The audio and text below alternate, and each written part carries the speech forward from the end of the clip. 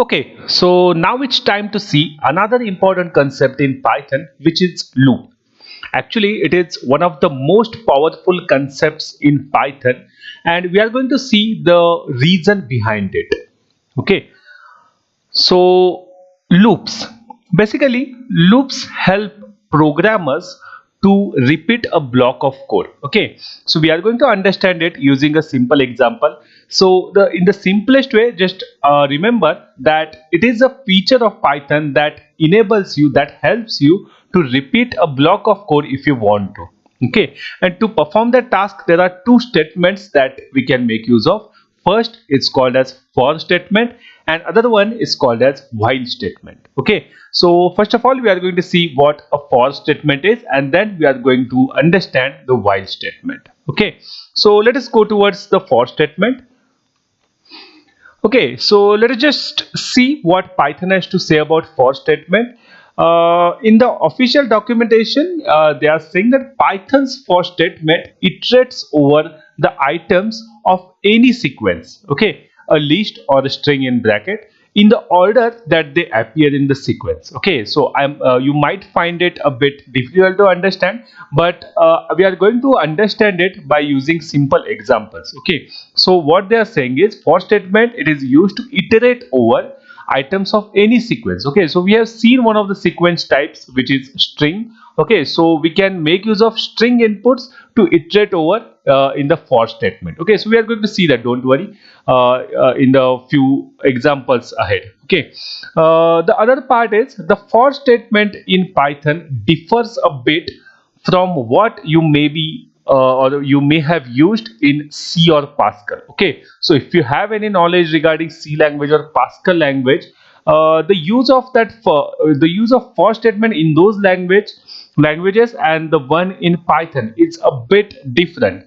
Actually, it is different in the sense that the Python for statement can do anything that is being done in C and Pascal, but other than that, for statement in Python is having some additional features that is not available, or that are those which are not there in those other languages. Okay, so one by one we are going to see how to understand. We are going to understand the for statement.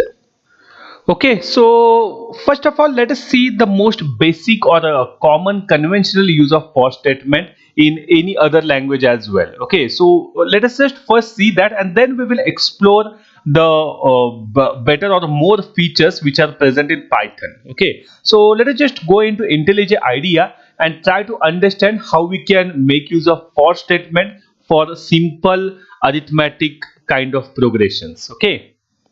Okay, so we are in our IntelliJ IDEA, and I have created one py file which is for statement, and in that we are going to see our program. Okay, so I'll just hide this project pen so that it will be properly visible. Okay, and let us just zoom it in a bit. Okay, now let us understand it using a simple example. So in the earlier slide, I had told you to remember only one simple thing, that loops or for loop for that matter, it is used to repeat any block of code. Okay, so if you are having any instruction, if you're having a set of instructions, you can repeat those instructions as many times as you want. Okay, so let us just see how it can be done using a simple example. Okay, so suppose I have this single statement. Okay, so the statement that I want to repeat for multiple number of times is, suppose, the first program that we had seen to print hello world. Okay, so what I want right now is that I want to execute, or I want to uh, perform this particular instruction. I want to execute this instruction for 10 number of times. Okay, so basically what I mean is, if I just execute this particular code that I have written, if I just run this code, uh, as we have seen already earlier, I'll just put it upwards. Okay, so it will print it hello world. Okay, once only. Okay, so what I want right now is that I want to print hello world for 10 number of times. Okay, so for that, what I'll have to do, I'll have to write this particular statement 10 number of times. Okay, so I have written it, suppose print, and again inside that hello world. Okay, Okay, so likewise, what I'll have to do is I'll have to write this particular statement 10 number of times, then only it will print it. Okay, so let us just see. So suppose if I just copy this and if I press enter, if I just paste it, these are our four statements. Again, if I just suppose copy it and if I just again press it, again these are 8 number of times, and I just want two more. Okay, so I'll just take it again if I just press enter and if I just take it. Okay, so these are my 10 print statements, okay, which are over there. Okay, so if I just run this code, you must guess what would be the output. Okay, so as you can observe, the output is 10 times I am getting this hello world. Okay, but the thing is, as you can observe, even though I have this single statement that I wanted to repeat for the 10 number of times, I had to write this much of code. I had to write that single statement 10 number of times. Okay, so basically this is called as a repetition of code. Okay, so right now we are only handling with single line of code, but suppose we are dealing with multiple line of codes that we want to execute multiple number of times. Okay, so in those cases it is really difficult, or it is really cumbersome to write such codes, okay, at multiple number of times. Okay, and it is basically wastage of our energy. Okay, so what instead we can do is we can take the help of loops concept. Okay, so let us just understand how loops can help us with this particular problem. Okay, so let us just remove that particular uh, 9 statements. Okay, and we will just have this single statement. Okay, so how loops can be used? So let us just understand first the for loop that we told earlier. So it should be written like for, after that I in range in bracket 1 comma 11 colon, and the print part should be indented. Okay, so let us just run this first and then we will discuss about it. Okay, so if I just run it, you can observe that the hello world is printed 10 number of times. Okay, so if you just count it, you will find it that it has printed for 10 number of times. Okay, so now it's time to look at how this particular, let's just put commas over there. Okay, so it's now time to see how this particular for loop works. Okay, and according to Pepper Guide, there should not be a space over there. Okay, so let us just remove that. You will get that green tickets we wanted. Okay, so let us just understand how this works. Okay, so how it works is, this is the statement that I wanted to print 10 number of times. Okay, so this is that statement. The thing that we have done differently here is that we have added this particular statement. Okay, so let us just understand how this works. Okay, so there is this keyword for, okay, that we had told that we use for looping. Okay, and after this we have set up one range for which we want to iterate this particular statement. Okay, so basically this range will tell us how many times we want to execute this particular statement. Okay, so let us just understand this range that we have defined. Okay, so for using or for defining that range, there is a particular function in Python which is called as range itself. Okay, so how it is used? So basically in the range, this argument, it defines the first value. This second argument, it is defining the last value. Okay, so what is happening over here is that this range function that we have used, we have set up a range from 1 to 11. Okay, and now what for will do here, it will iterate over this particular range using this particular variable. Okay, so how it happens, or what happens here is that for each value of this variable I, you can define any variable that you want. I have written I for index. Generally it is the convention, but you can use it any variable that you want. Okay, so for any value of I, for every value of I being specific, this particular statement will be executed. Okay, now because we have set up the range from 1 to 11, this I value will start going from 1 2, 3. Likewise, it will go up to value 10. Okay, one important thing to remember here is that in the range per function, this value that we have taken as the last value is never considered. One value previous to that, up to that value, we consider the range. Okay, so the for actual range that we get for this particular range is 1 to 10. Okay, so what happens here is that this variable I, it will be assigned value between 1 to 10. Okay, and for each value of I, this particular statement will be executed. Okay, so how it happens? I first value will be 1, then this will be executed. Again I will be incremented, the I value will be 2, again this will be executed. Again I value will be 3, again this print statement will be executed. Likewise, there will be a loop created, virtual loop created here, that will be executing this particular statement. That is why the concept is called as loop. Okay, and how many times it will be executed? It will be executed for 10 number of times. Okay, from 1 value to 10 value. Okay, it will get 10 different values, and for 10 times this loop will be executed. As soon as we reach to value 10, this loop will terminate. Okay. Okay, so few important things that you have to remember is that this is the keyword that we know. This is the variable that we are using for iteration. Okay, this is the membership test operator that we have already seen. Okay, this is one function which is there in Python, which will give you range. Okay, and the first argument among which is the starting point of the range, and the last element of this particular last argument of this, or second argument I would say, is the last element of the range.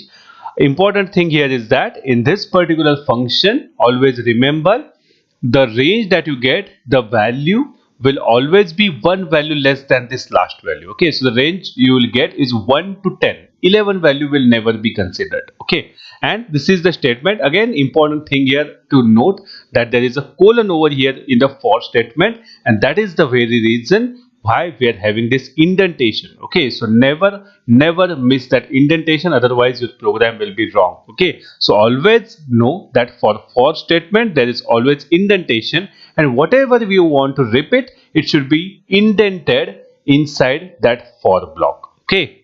Okay, it can be a bit confusing to understand loops at first. So let us just use our debugger tool to understand it more. Okay, so for using that, let us just put our breakpoint over here, and let us just try to debug this particular program. Okay, so our debugger pane is opening. Okay, so right now, because I have set my breakpoint over here. Okay, so right now it is not showing anything until I put this step over. Okay, so let us just observe what happens if I press it once.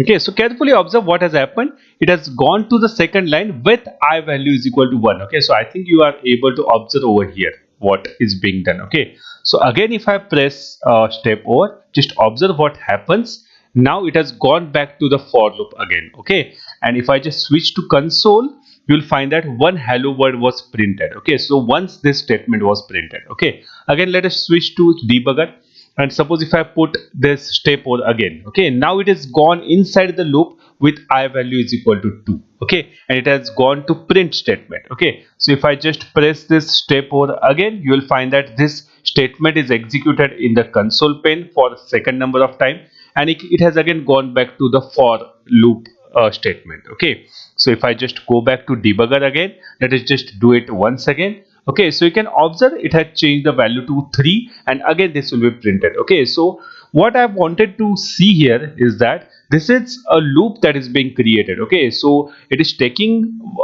value for I each time it is going inside, and it is again coming back to the loop until, let us just find how many times this will be done. Okay, so I just press it a bit faster. Okay, so you can observe that I value is incrementing, and each time it is being done, you can observe in the console pane that hello world is getting printed. Okay, so right now the value of I is 8. So if I just press it again, you will find that now the I value is 9, and now see what happens.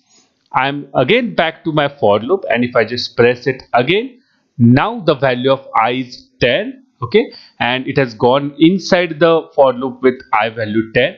if I press over it again, it has gone back to for loop again. But important thing that you have to remember here is that what happens when I press again step over. Okay, so I want you to guess what will happen. So if I just press it over, the program will end. Okay, and the reason why it ends is that the range was set between 1 to 10. 11 will never be executed. Okay.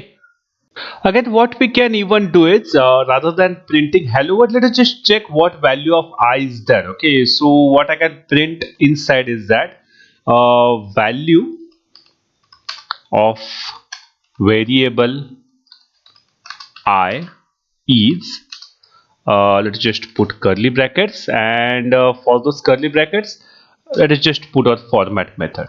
Okay, so format, and in that I will put I. Okay, so I just want to see what value of I am getting, so we can put 0 here if you want. Okay, so let us just run this code, and let us just observe what output do we get. Okay, so as you can observe in the output pane, you must observe value of variable I is 1, 2, 3 up to 10. Okay, so from 1 to 10, it is printing the value of I. Okay, so I think by now you have understood. Okay, so what more can be done? Okay, so range function. Okay, so it can be used in various ways. Okay, so this is the standard way of using it. There is another thing that we can do with this function is that we may not even put the starting point. Okay, so it is even allowed to put this 11 itself as it is. Okay, but in that case the starting point will be considered from 0. Okay, so let us just run this code to tell you how it works. Okay, so right now if you just observe, right now it is saying that the value of variable is 0. Okay, so the range will be considered from 0, 1, 2 up to 10. Okay, last point will be 10 because 11 will not be considered, but the starting point will be 0. Okay, so this is another valid way of using a range function. One more thing that we can do with this is suppose we keep it as it is. So if I put 1 and 11, it was as like before, and suppose if I put 2 here. Okay, so if I have given another argument over there. Okay, so I just have to put some spaces in between. Okay, so there are the third argument over there. Okay, so what this third argument does, let us just understand it by running it. Okay, so if I just run it, let us just observe what has happened. Okay, so it has given value 1, 3, 5, 7 and 9. Okay, so what happens here is that this third argument is considered as step value. Okay, so it will be considered, the first value will be 1, two values will be skipped, again third value will be 3. Okay, so likewise this 2 is your step value. Okay, so using that step value it can also be done. Again, what more can be done? So suppose if I want to come from 11 to 1. Okay, so because I want to go from higher value to lower value, what I'll have to do is I'll just have to put the step value as -1. Okay, so then it will come from higher value to lower. So let us just run it to check whether this works. Okay, so you can observe here now the starting point is 11. Okay, because this is the first value, so 11 is considered and it has gone back to 2. Okay, so again importantly remember here 1 is not considered because this is the end value. Okay, so that is why it has come back to 2. Okay, so I think you have understood how this range function works. Okay, so let us just see what Python has to say about this range function as well. Okay, so about a range function, it is a built-in function in Python to iterate over a sequence of numbers. Okay, so for example, what we had taken range 1, 11, so we can iterate over that range. The given endpoint is never part of the generated sequence. So for example, if the range is 5, 11, then you will get the values 5, 6, 7, 8, 9, 10. But that 11 value will never be considered. Okay, so not number 11, that is why it is said. And to iterate over the indices of a sequence, we can combine range and length function. Okay, so we are going to see that in the further videos how it can be done. Okay, let us just quickly see what documentation has to say about this range and this for loop as well. Okay, so we are in the documentation of Python, and in that let us see what for statement is there, or what Python has to say about it.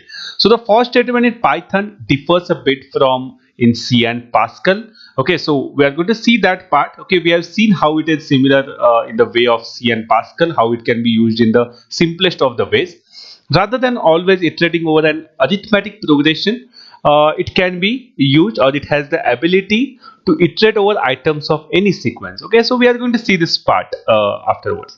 The thing that I wanted to focus more upon is this the range function that we have seen right now. Okay, so we have used it like this. So for I in range 5, so print I, you will find the value will start from 0 and end on 4. Okay, so if you need to iterate over a sequence of numbers, the built-in function range comes in handy. It generates arithmetic progressions. Okay, so there are various ways of using it. Okay, so we have seen it like this. So the given endpoint is never part of generated sequence, as we have told. Okay, and we can use it in steps as well. Okay, so here we have created the steps in the earlier example as well. So likewise you can use it in steps as well. Okay, and there are some uses of it in the context of lists and tuples and all. So we are going to see that, okay, when we are going to see those particular concepts. Okay, so I think timing you have understood how for statement can be used for simple repetition of any block of code. Okay, so okay, then I'll see you in the next video.